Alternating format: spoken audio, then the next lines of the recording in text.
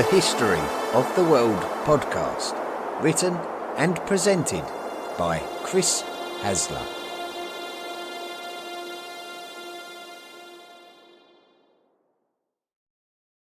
Volume 4, The Medieval World, Episode 10, The Battle of Kleidion.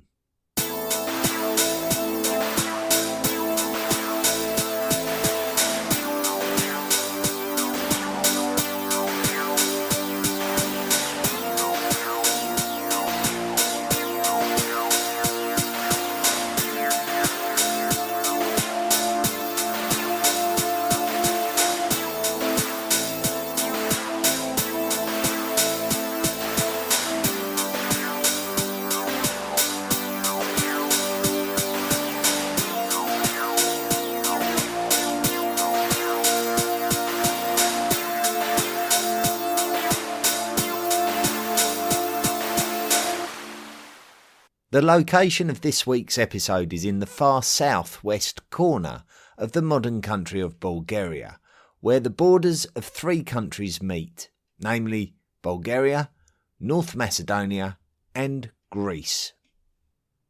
The specific location of Kleidion is identified as the modern Bulgarian village of Cluj. This area was on the northern fringes of the ancient kingdom of Macedon, that emerged in the early 1st millennium BCE. To the east was the area referred to historically as Thrace, and the very important land route to the Hellespont, the waterway separating Europe from Asia. During the 6th century BCE, those Asian lands would come under the rule of the Achaemenid Persians, who became very interested in invading the Balkan Peninsula, which was the home of the ancient Greeks. The treacherous sea route from Persia to Greece was across the Aegean Sea. The land route would pass through the kingdom of Macedon. The Achaemenid Persians initially made the Macedonians their vassals before absorbing them into their empire on their way to do battle with the Athenians, initially at Marathon and then at Thermopylae. The Athenians and their Greek allies resisted the Persians, and the Persians retreated back to Asia, allowing the Macedonians to gain their independence and allowing an Odrysian kingdom to emerge in the lands of Thrace. The 4th century BCE marked the steep rise of the kingdom of Macedon and its transition into a powerful empire, mainly due to the exploits of Alexander the Great. The Odrysian kingdom was quickly absorbed during the reign of Alexander's father, Philip II. After the death of Alexander, his diadochi or successors battled to rule all of his lands, including the Odrysian kingdom and the core of the kingdom of Macedon. But essentially the two kingdoms were restored to a very similar area of rule as before, with the respective thrones being challenged for by competing dynasties. The next major geopolitical shift came in the 2nd century BCE, when the kingdom of Macedon was conquered and absorbed into the Roman Republic, bringing them onto the borders of the Odrysian kingdom. In the following century, the Romans overcame their civil wars and began to create the circumstances that led to its transition into an empire with an emperor. And this marked the point where the Odrysian kingdom was turned into a subject Thracian state of the Roman Empire.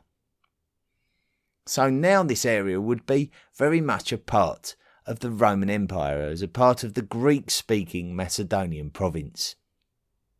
Due to the geographical location of the area and the language of the people, it would naturally become part of the eastern provinces when the time came to determine which half of the Roman Empire that this area would fall under.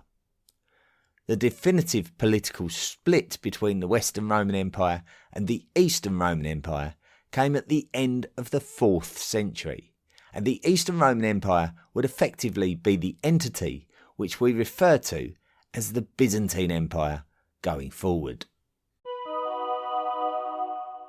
The Byzantine Empire. When the Western Roman Empire lost control of its territories and its identity, as Germanic tribes and leaders took control during the 5th century, the Byzantine Empire continued to recognise itself as the remainder of the Roman Empire from this time onwards, and very early on in its existence, the Byzantine Empire saw itself as having a duty to re-establish Roman imperial dominance over the lands of the Mediterranean. Certainly when Justinian the Great was the emperor during the 6th century, he would look to bring the lost lands of the Western Roman Empire into the Byzantine realm. However, the strength of the Germanic tribes, coupled with the usual internal political disputes, would prevent the Roman Empire ever becoming the kind of expansive empire that it was during the reigns of Trajan and Hadrian, 4th centuries previous. It would take a long time for the Byzantines to accept that those days were gone and that the world had changed. Since the days of the First Triumvirate, the Romans had waged war with the imperial movements of the lands of Persia. Firstly with the Parthians, and then after the decline of the Parthians with their successors, the Sasanians. The Byzantines and the Sasanians intensified their conflicts with each other at the end of the 6th and beginning of the 7th centuries, and this would have a detrimental effect on both empires, who would have been completely unaware of the emerging threat from the south as an Arab kingdom based in the Hejaz began to draw neighbouring lands into its imperial reach based around its religious preachings of the action of Islam. This Islamic caliphate would be able to capitalise on the weakness of the Byzantines and the Sasanian Persians by wiping Sassanid Persia off the map and taking the Levantine and North African lands of the Byzantines.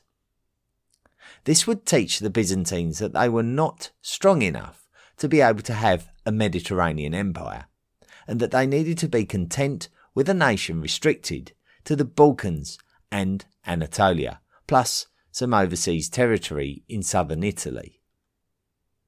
The expansionist attitudes of Justinian had turned into defensive strategies, but the Byzantines had one of the most defensible capital cities known to history at Constantinople, with its impressive walls to the west and surrounded by sea to its east. With the treacherous waterway for shipping and the onslaught of the incendiary weapon called Greek fire that would turn aggressive ships into flaming wrecks. The Arabs besieged Constantinople twice, once in the 7th century and then again in the 8th century, and on the second occasion it was the Isaurian ruler Leo III who led the defence of the city, and he would be assisted by the leader of a new entity that had emerged on the western banks of the Black Sea called the Bulgars. The Bulgarians. When we think of Bulgaria, we think of the modern European country with its Slavic language and its Cyrillic alphabetic script, which we most commonly associate with Russia. Bulgaria is a Balkan state, often considered to be predominantly of Slavic ethnicity. However, the origins of the Bulgars point to a different area of the world, and to those who are not aware may be a surprising origin. The Bulgars actually migrated into the lands of the modern country of Bulgaria, and like so many steppe-based cultures before them, they had migrated from the east. Specifically, they had migrated from around the lands of the northern Caucasus and the Volga River Valley, and they were of Turkic origin. They were semi-nomadic and skilled horsemen. They settled an area north of the Black Sea during the 7th century, which is historically referred to as Old Great Bulgaria. This would have brought them to the attention of the Byzantine Empire, who had control of the Crimean Peninsula during this period. Old Great Bulgaria was established on lands occupied by Slavs who had been forced into the lands of the Avars to the west. With more Turks in the shape of the Khazars approaching from the east, the Bulgars had to abandon their lands, and so they dispersed, with a large number migrating into the lands of the Slavs and the Avars and settling the lands of the modern country of Bulgaria in the late 7th century. The Slavic peoples pushed into the Balkans by this geographical shift are distinguished as the South Slavs, and the First Bulgarian Empire is characterised by this Bulgar-Slavic fusion of peoples. This empire was established in around the year 681, in lands formerly controlled by the Byzantines, whose attentions had been diverted elsewhere. Despite the fact that the Bulgars had effectively stolen Byzantine lands, there were positive connections between the two peoples in the earliest years of Bulgar existence on the international radar. Their ancestral chieftain Kubrat, the ruler of the Onogur Bulgars, and the man credited with the establishment of Old Great Bulgaria in the 7th century, is suggested to have been baptized in Constantinople in or around the reign of Emperor Heraclius. After the establishment of the First Bulgarian Empire, the Bulgarians would assist the Byzantines in their defence of Constantinople during the Second Arab Siege in 717, and although we often lazily refer to Greek fire, the incendiary weapon that seems to save the day, the role of the Bulgars and their brutal clash with the Umayyad warriors is not maybe given enough credit, with reports of many thousands of Arabs killed specifically by the Bulgarians. The Bulgarians spent the remainder of the century dealing with internal conflicts and attempting to stop the new empire from imploding. The Byzantines would naturally be very comfortable to see one of their close neighbours struggling, and were readily exploiting the situation where appropriate by stealing land and attempting to prolong the agony of the state. The stage was set for a great and legendary Bulgarian leader to ascend to power, and it would come in the form of Khan Krum the Fearsome in 803. He would mop up the lands of the ailing Avar Khaganate and turn the Bulgarian Empire into a major European player now on the eastern borders of Frankish imperial influence. Krum would have no regard for the Byzantines, declaring war against them and their Christian principles. When the Byzantine Emperor Nicephorus I took an army into Bulgarian territory, Krum would raise an army for total war and successfully trap Nicephorus and his army in the treacherous mountain passes of the Balkan Mountains. Legend tells us that Krum would take the Emperor Nicephorus's skull, line it with silver, and use it as a drinking cup to toast the Bulgarian victory. Understandably, this would do little for the relationship between the two nations. New fortifications were built in defence of Constantinople, which were able to prevent Krum from ransacking the city in the aftermath. Despite Krum's anti-Christian sentiments, a few decades after his reign, another Khan called Boris, a descendant of Krum, made the bold move of Christianising Bulgaria. But he was shrewd about his approach, choosing to hedge his bets by showing degrees of loyalty to both the Christian patriarchates of Constantinople and Rome, and establishing a hybrid Bulgarian Orthodox Christian church. Boris would change his name to Michael, but would be careful to declare his new church a patriarchate in its own right, therefore not accountable to another Christian patriarchate. A new alphabet was commissioned to aid with the translation of Christian scriptures into the Slavic tongue of the Bulgarians, and this would be the precursor to what would become the Cyrillic script that we still see in use in Bulgaria, Ukraine and Russia today, as well as other places. The breakup of the Frankish Empire earlier in the century had enabled the Bulgarian Empire to breathe a little easier, and with the Arabs causing headaches for the Byzantines, the Bulgarian Empire expanded and became a serious threat to the Byzantines. So the Byzantines commissioned the help of a peoples residing in the steppe lands to the north called the Magyars to try and suppress the Bulgarian dominance of the region.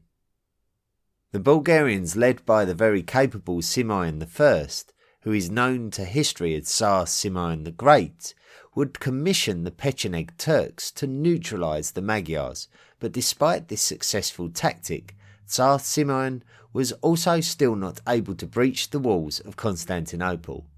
But he would ensure that the Byzantines would submit a substantial tribute to him, and this would lead to a golden age in Bulgarian history. Part of the Bulgarian success was the absence of a mighty nation on their northern fringes, but this would change during the 10th century as the Magyars had established a wealthy nation to their west, which we know as Hungary, and Scandinavians had migrated and settled lands to the east, which we refer to as the Kievan Rus.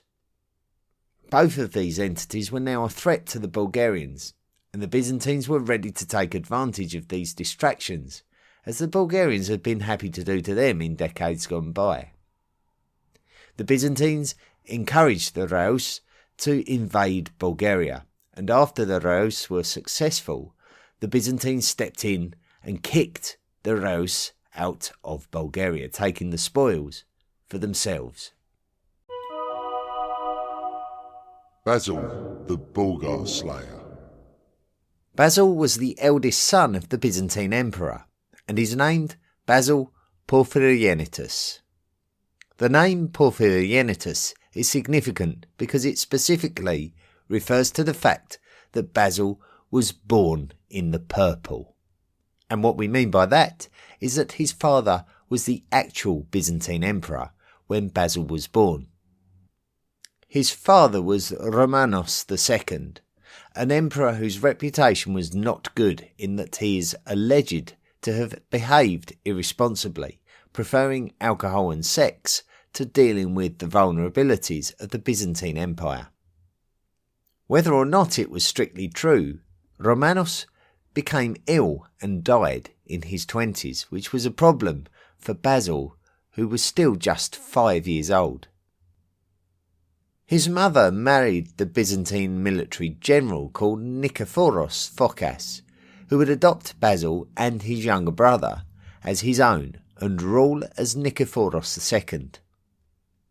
Nikephoros also died after a short reign and was succeeded by his nephew, another military general called John Tzimiskes, who ruled as John I. So Basil spent his childhood observing military leaders rule his nation and would undoubtedly learn from them, as well as having the benefit of being able to read the scholarly texts of his own grandfather, the Emperor Constantine VII, in order to learn about the diplomacy of the region. This would give young Basil a solid foundation of knowledge for when the time came when he would come of age and wish to rule the empire for himself. In order for both Nikephoros and John to rule relatively legitimately, they would need to rule alongside the child emperor Basil. However, when John died suddenly, aged just 50, Basil was on the cusp of coming of age to lead the empire in his own right as a young adult. One of the important eunuchs of the Byzantine court was a man called Basil the Chamberlain, and he went behind the back of the young Emperor Basil to instate an alternative emperor. But the young emperor was able to have the eunuch arrested and exiled, giving him a strong start to his majority. Basil was a pious and austere emperor, choosing military action to cement his reputation over wearing fine clothing and having an impressive look. Tsar Samuel of Bulgaria.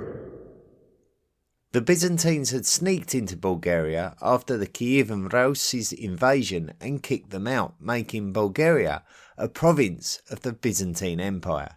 But a large portion of the lands of the Bulgarian Empire remained unconquered and not subject to the Byzantines, and mainly this was based in and around Macedonia to the west. A powerful Bulgarian noble called Count Nicholas passed away during the Byzantine conquest, but his 4 sons rebelled against Byzantine rule and kept the Macedonian-based lands of Bulgaria independent. The 4 sons were called David, Moses, Aaron and Samuel, and they would form the Komitopuli dynasty, literally the sons of the Count. The Byzantine Christian Church had developed a strained relationship with the Roman Catholic Christian Church, governed from Rome, and the Western Bulgarians, who were loyal to the Bulgarian Orthodox Church, appealed to the Pope to recognise the remaining Bulgarian state as an authentic nation, despite Byzantine attempts to declare the Bulgarian Empire as conquered and the crown owned. The Bulgarians and the Byzantines continued to skirmish along their borders. David and Moses lost their lives during these skirmishes, and when Basil II took control of the Byzantine Empire, he attempted to befriend Aaron in order to turn him against Samuel and subjugate the remainder of the Bulgarians. This plot seemed to fail, as Samuel would turn out to become the sole ruler of Western Bulgaria, and we're not completely sure of Aaron's fate due to the sketchiness of historical records. Samuel would make it his business to defy the Byzantines by raiding their lands and not waiting for Basil and the Byzantines to strike first. Basil had a number of issues to deal with back home and was not necessarily able to give the Bulgarians his full attention initially, but the aggressions of Samuel and the Bulgarians meant that Basil would have to act. Basil would besiege the Bulgarian city of Serdica, which is the modern-day city of Sofia, but the siege failed, and Basil barely escaped with his life after the Bulgarians pursued and slaughtered the Byzantine army. Samuel had successfully sent the Byzantines packing, and the embarrassment of Basil's defeat contributed towards a period of civil unrest in the Byzantine Empire. This would allow Samuel some room to consolidate his empire, which would include the subjugation of the Serbs around the turn of the 2nd millennium. However, consolidation was about the limit for Samuel, who knew that his lands lived in the shadows of the Byzantine Empire, and that he would have to continually fend off Basil's aggressions, which would help to keep the nuisance that was the Bulgarians in their place. Basil would destroy some of Samuel's lands periodically to keep him on the back foot, allowing Basil to be more considerate about when he chose to engage in significant warfare with Samuel. Prelude to the battle. Basil seemed to be determined to chip away at Samuel's Western Bulgarians, knowing that Samuel was unable to rebuild quicker than Basil could destroy. For Samuel, it would come to a point where if he didn't try to hit back, Basil would simply overrun the Bulgarians, and the Bulgarians would just simply not have enough to be able to defend themselves. In order for Basil to reach the Macedonian lands of Western Bulgaria, he would need to negotiate the mountainous terrain of the Balkan Peninsula, and these mountains could present a strategical opportunity for Samuel and the Bulgarians if used wisely. Samuel understood that Basil would lead his forces along the most obvious route into his territory by following the course of the Struma River northwards and then turning west into a pass between 2 mountain ranges, specifically the Belasica mountain range and the Ograzden mountain to the north.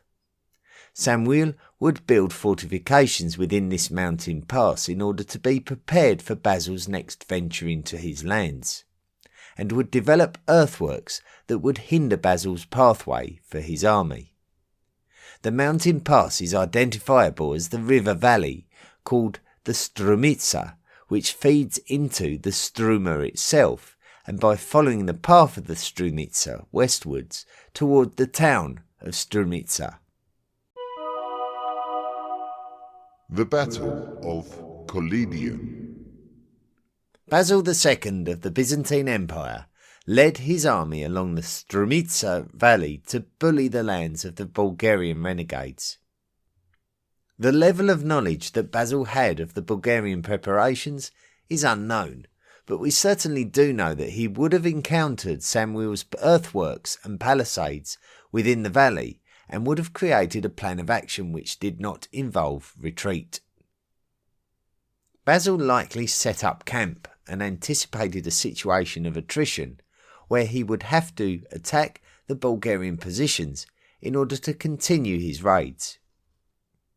Basil attacked the constructed defences of the Bulgarians, but was soon to discover that Samuel had the upper hand as the well-fortified valley was able to weather the attack and even cost the Byzantines a number of war casualties in the process. While this was going on, Samuel would exercise another part of his plan. He would send an army into Byzantine lands and the port city of Thessaloniki, which would have likely been an important supply source for Basil's army. Basil had a difficult choice. Should he remain in the valley and continue to look forward to breaking down the Bulgarians, or should he turn back and defend his very important city of Thessaloniki? Basil stayed in the valley.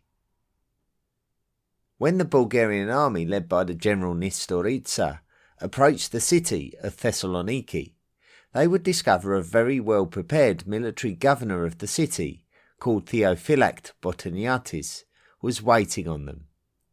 Rather than wait for the city to be besieged, Botaniates led a force outside the city to engage with Nistoritsa, and he was successful in repelling the attack, and then he would actually lead his army to link up with Basil's army in the Strumitsa valley, enhancing the Byzantine forces in the pass. Despite the size of the force, Basil was genuinely struggling to manage the Bulgarian defences and would need to think outside the box for a solution.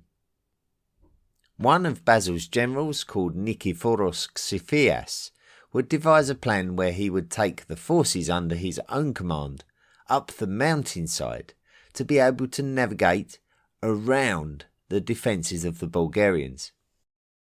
This plan would be brilliant, as he was able to compromise the position of the Bulgarian army and cause enough disarray to enable Basil to start to make an impact on the Bulgarians directly in front of him, who did not know whether to defend the front or the rear of their position.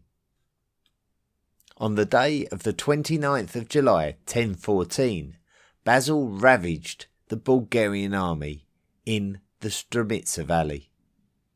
Samuel desperately escaped the scene, heading back deeper into his own territory, while thousands of Bulgarians were either killed or captured within the valley. Despite Samuel's initial successes, suddenly the tables were turned and the Bulgarians were either trapped in the valley or retreating. The amount of Bulgarian prisoners of war is not completely certain, but we can feel confident that we are talking in the thousands. Basil would pursue the Bulgarians back down the valley toward the city of Strumitsa. Aftermath. Even though the episode in history referred to as the Battle of Kleidion was now over, the campaign was still on as the Byzantine forces continued down the pass, having captured thousands of Bulgarians and wanting to take the important strategical city of Strumitsa at the west of the Strumitsa valley. Samuel had fled on the back of his son's horse, narrowly escaping capture himself. Basil would instruct the governor of Thessaloniki, Theophylact Botaniates, to press on toward the city of Strumitsa, and to clear the route to the city and expel any remaining Bulgarian forces there. The city would be defended by the same brave and gallant son of Samuel who had rescued his father, and his name was Gavril Radomir. After Botaniates cleared the route, he would attempt to link back up with Basil's main army. But Gavril Radomir had other ideas, having initially allowed Botaniates to clear the path unhindered before surrounding him with Bulgarian forces and slaughtering him and his army before they could make it back to Basil to report the successful clearance. When Basil found out the fate of Botaniates and his army, the Bulgarians would feel the full weight of Basil's medieval fury. Basil had to give up his attempt to besiege the Bulgarian city of Stramitsa and retreat back to the east, but he still had a considerable number of Bulgarian prisoners of war. His next action would cement Basil's legacy to history. 15,000 is often quoted as the number of Bulgarian prisoners taken by the Byzantines. This entire contingent of the Bulgarian army was separated into groups of 100. In each group of 100, 99 men were completely blinded, but we're not sure if this gruesome act was done by gouging or by burning with a heated prod. This may not have been a completely unusual Byzantine practice either. The 100th man was blinded in one eye only, and this would only be so that he could lead the blinded 99 back to their homelands to relay a very visual message of the absence of Byzantine mercy on their enemies. The blinded thousands reportedly made it back to the Bulgarian-held lands, where they were greeted by their Khan, Samuel. Some sources tell us that Samuel saw his blinded army and had a heart attack and died on the spot. But I have also read that Samuel suffered from a stroke after the return of his army and died a couple of days later, which seems more believable if the stress of realising that the Bulgarians were likely to be facing a certain collapse of their remaining nation due to an inability to deploy an effective fighting force. Samuel's son, Gavril Radomir, would continue to try to resist the Byzantines, but he was betrayed by his cousin Ivan Vladislav, who murdered him the following year and stole the Bulgarian throne. Ivan Vladislav would attempt to make a truce with Basil, but this attempt fell over, and Ivan Vladislav would desperately try to raise a defence force capable of taking on the Byzantines. But the faith of the Bulgarian nobles had been lost, and the Bulgarians would show a strong desire to submit to Basil rather than face his wrath. Ivan Vladislav lost his life in ambiguous circumstances while the city of Dyrrhachium was under siege by the Byzantines.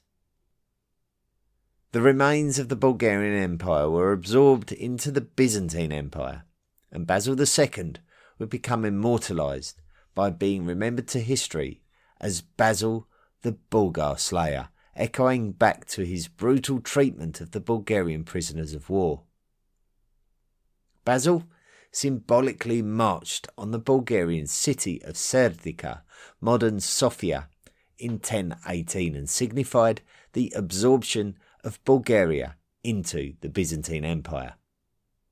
Basil would then continue campaigning in the lands of Georgia and Armenia successfully before he would draw up plans to attack the Chalcidids, who were a Muslim dynasty ruling the island of Sicily. Before Basil could carry out the attack, he died in the year 1025, just a month away from achieving a 50-year reign, longer than any other Byzantine or Roman emperor. The Byzantine Empire would never be as powerful again after the achievements of Basil the Bulgar Slayer.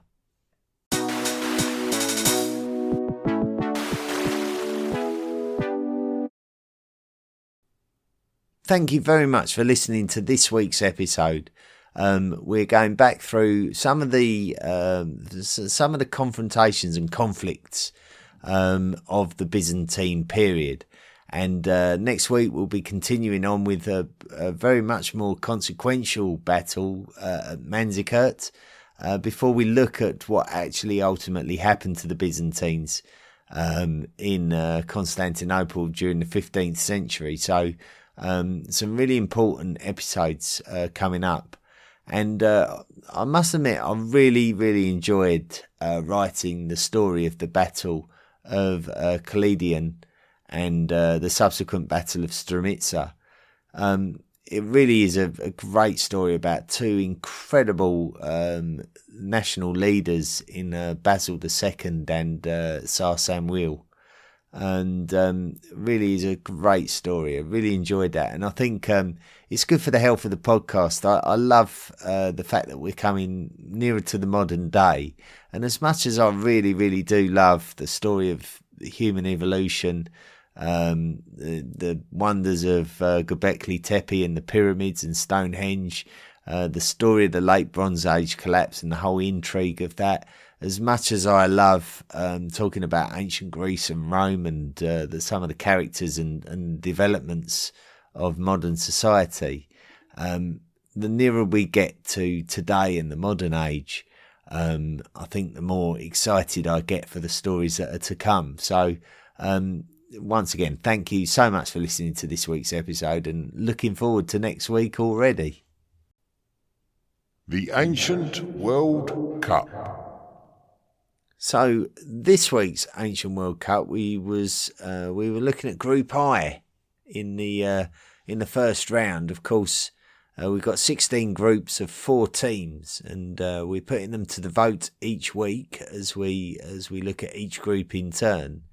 And the two teams that get the most amount of votes will proceed to the knockout rounds, while the remaining 2 teams will be eliminated from the competition. Now, this last week we had the 4 teams. There were the Britons, who were the sort of the pre-Roman population of the British Isles.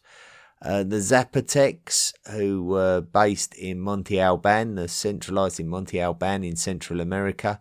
The Elamites, who were pretty much the occupants of the Persian epicenter of Persian culture. The Elamites occupied those lands like before them, and the Berbers, who were the indigenous people of North Africa and the Maghreb. So let's see what the final result was. Now, the winners of the group, with 44% of the vote, were the Britons. So highly interesting that. I was sort of almost not expecting that, to be honest with you, being the fact that we're talking about the lands of my home, and we're talking about Queen Boudica of the Iceni and that kind of thing, the Britons, and they've won the group. I'm quite surprised. In second place, with 26% of the vote, were the Berbers. So the Berbers have gone through with the Britons, and that's very interesting as well. So the African peoples that were indigenous to the North African lands, they've made it through, which leaves us to announce that with 18%, the Zapotecs are eliminated. They're our first team from the Americas to be eliminated. And then with just 13% of the vote, the Elamites also leave the competition. So there we go. That's the conclusion of Group I. And next week, we'll be looking at Group J. So let's have a look at the teams that are in Group J. We've got the Seleucids, who were the result of the breakup of Alexander the Great's great Macedonian Empire. The Seleucids really took control of the lands of the former lands of the Achaemenid Persians. Then we've also got the Lydians, who were pretty much the occupants of Anatolia, or the most powerful emergence of the lands of Anatolia, which of course before the late Bronze Age collapse were ruled by the Hittites. But after the Late Bronze Age collapse, there was a number of societies which we commonly see referred to as the Neo-Hittites. The Lydians were the ones that became the most dominant ones and were ultimately conquered by the Achaemenid Persians under Cyrus the Great, who defeated the last great Lydian king Croesus. The third team, one of my, I've got a soft spot for these guys. I don't know why really, but I'm fascinated by their mysteriousness. The Xiongnu of the eastern steppe, very much part of the story of Han China, the emergence of Han China. They were pretty much their main rivals in the establishment of the Silk Road, and so they were the nomadic steppe culture of the East. And finally, the fourth team we've got, rather interestingly, are the Parthians, who have been drawn in the same group as the Seleucids. Now, the Parthians were really the ones who mopped up all of the lands of the Seleucids. When the Seleucids declined, the Parthians were the ones who pushed them back into the Levant, where they ultimately got consumed by the Romans. So we got the Seleucids and the Parthians, both rulers of Persian lands, but not Persian in ethnic origin. And then coupled in with the Lydians and the Xiongnu, we'll be looking forward to seeing how you vote over the course of the next week. Be sure to go to the social media pages of Twitter, Facebook, and to the Tapper Talk discussion forum in order to vote. Listener messages and reviews. Now, if you listen to the podcast and you enjoy the podcast and you'd like to support the podcast, then you can. Just go along to the historyoftheworldpodcast.com website, click on the Patreon link on the top menu, and proceed through to the forum where you can make a monthly contribution. And all your monthly contributions go to great lengths to help me to buy equipment and resources. My ever-growing library is all thanks to you guys, and it enables me to make much better podcasts going forward. So when you do sign up to make a monthly contribution, I automatically place you into a very special place called the History of the World Podcast Illuminati. And these are those wonderful people who support the podcast by making a practical financial donation. And we honour those people and new members this week. Ross Othen Reeves, Paulie Martin, Amardeep Dagar, Stefan Perrin, and Dan. So thank you all to each of you for your very kind contribution and very kind donations, and will really help me to make this podcast bigger and better going forward. So I can't thank you enough. We had a patron. One of the rewards for making a significant contribution is and that's over an accumulated amount of time as well. So we don't just ask you to make a monumental monthly donation in order to qualify, which is often the case with Patreon. I will count up your accumulated contributions over any amount of time and still offer you the reward for reaching the threshold. And one of our great friends, Mr. Eric Young, who often writes into the podcast and has sort of been with us for some time, has asked if I could write an episode on medieval weaponry. And I thought that this was a fantastic subject to recommend, because I did cover this subject in the ancient world and certainly in the ancient volume. But I didn't really make any kind of plan to write an episode about medieval weaponry, and the fact that Eric's brought it up has made me question myself as to why. And to be honest, there is no reason why. I think it's an excellent suggestion. So at some point down the line, we will insert a medieval weaponry episode, and it's all thanks to Eric. So thanks for the wonderful suggestion, Eric. We'll look forward to doing that. I got a message from Conrad Barsky, who's also a History of the World podcast Illuminati member. And he's just put, to throw out a story idea, I'm fascinated by single source keystone artifacts from history. For instance, there are things we only know from the Sumerian king list, the Beowulf manuscript, or Historica Brittonum. I would love podcasts on interesting artifacts of this type, not to discuss how they were found or who found them, etc. I think that's kind of boring. But looking specifically at what we view as accepted beliefs of the past that derive from such random single sources.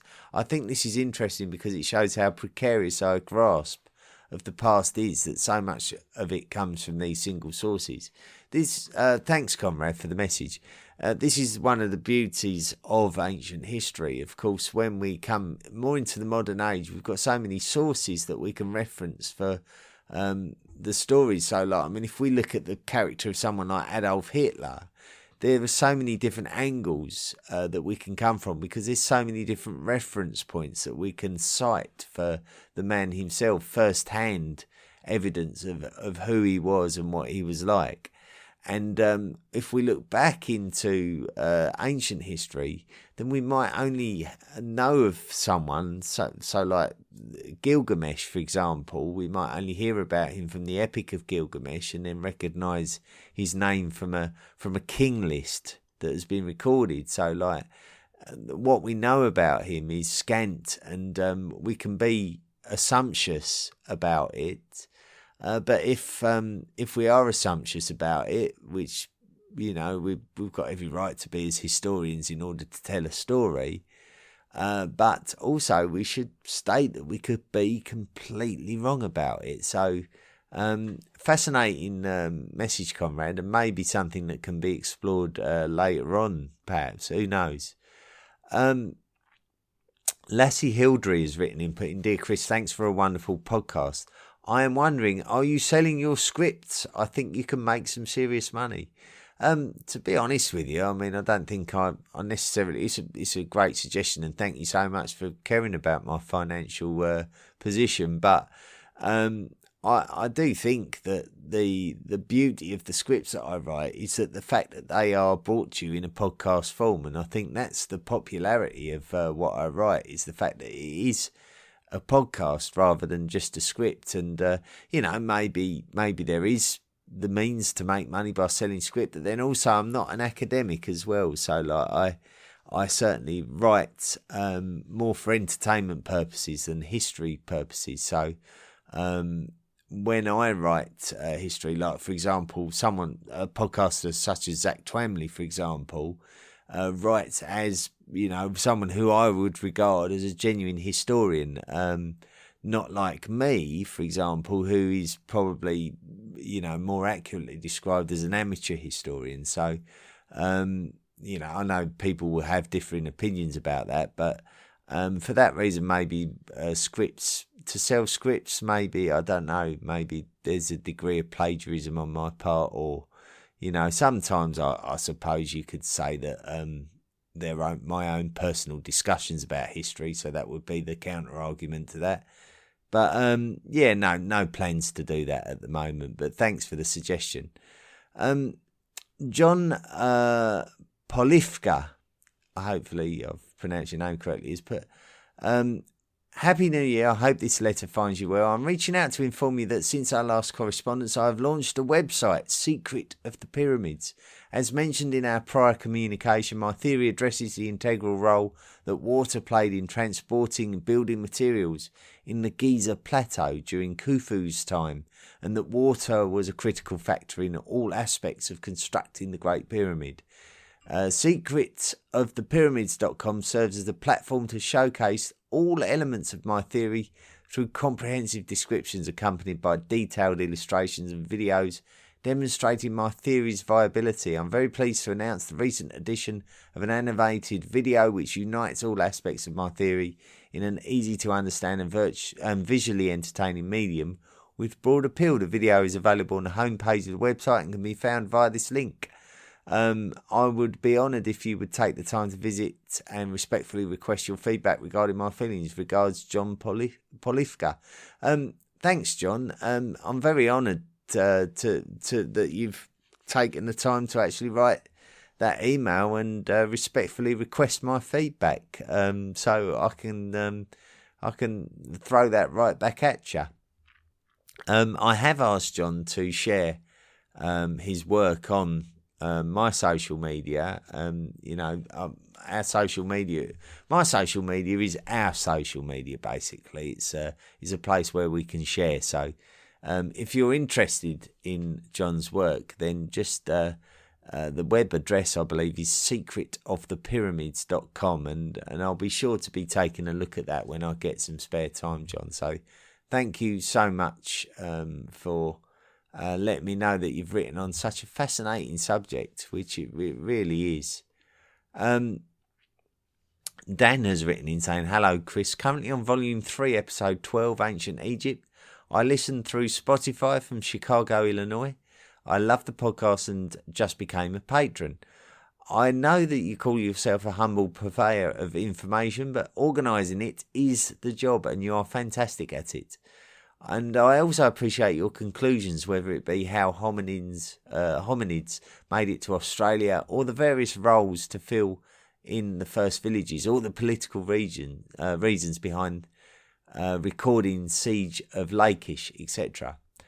Well, thanks, Dan, and thanks for supporting the podcast. And I'm glad that some of the work has sort of really started getting you thinking. And I think, in order to make the podcast unique and personal, I think, it is important that I give you my own personal perspective. And likewise, I'm always very interested in hearing from you, from you guys. Often getting messages that really do make me think about some of the stories of history from a different perspective. Priyank Sharma has written in saying, "Hi Chris, just want to thank you for covering the Byzantine Empire in such good details. Up until now I'd heard about them in bits and pieces, but your series on them was amazingly comprehensive. Can't wait for the next 4 episodes. Please keep up the awesome work." I'll be honest with you, I've really loved writing about the Byzantines, Priyank. It's a really fascinating period of history, and when you analyse it, we're really talking about 1,000 years of history, all wrapped up into sort of one period. Oh, sorry, I lost my sound there. That was a bit of a technical issue. Sorry about that. I'm back now. Okay, so going on to reviews. Ken HD from the United States of America has put History of the World, intense, straightforward, detailed, well read. Thank you very much, Ken. And then Moon Bunny Baby from the United States of America has put good work, nice survey of world history. Music is horrible and makes the show unsuitable for bedtime. Well, there we go again. We were talking about the music again. Certainly, someone else made a comment on the music and sort of stated that they didn't think it was necessarily the fault of whoever composed it. Necessarily might not have been an expert in music composition. I must admit that the person who did compose the music is certainly not an expert in music composition. But listen, if anyone thinks that they can reinvent the theme tune, then by all means give it a go. I'd love to hear from you. But sorry if I know a lot of people have criticised the new music, and what a shame. Maybe there's something we can do about that down the line. But anyway, thanks ever so much for the positive reviews. Really do appreciate them, and hopefully everyone is still able to enjoy the podcast. Now, I'm not going to read out messages on other forums this week just because we're running short of time, but all that remains for me to do is wrap up this week's show. Thank you so much for listening once again, and next week we'll be concentrating on the Battle of Manzikert. So we'll be staying with the Byzantines, but we'll be going to a very important battle from later in the same century, later in the 11th century, when the Seljuk Turks, who we've already talked about in an earlier episode, come into conflict with the Byzantine Empire, who since the great victory at Kleidion really sort of fell on a bit of a rough period of a bit of intense sort of rivalry for the Byzantine throne and a lot of internal civil conflict that didn't do the Byzantines any favour. We're going to explore that next week and find out about the Battle of Manzikert and basically what influence that had, what fundamental influence that had on the future of Anatolia, the future of the Byzantine Empire, and the emergence of the Crusades, which this was a fundamental part of that. So, not to be missed next week, a very, very important medieval battle, a world-changing battle. So if you miss next week, you must be bonkers. Anyway, thanks ever so much for listening, and once again, we'll see you next week, and don't forget, for the rest of the week, please be good. The History of the World podcast, written and presented by Chris Hasler. Please consider making a financial contribution by going to the historyoftheworldpodcast.com website and clicking on the Patreon link. Email the show at historyoftheworldpodcast@mail.com. And don't forget to join our social media at Facebook, Twitter, Instagram and Tumblr. See you next time.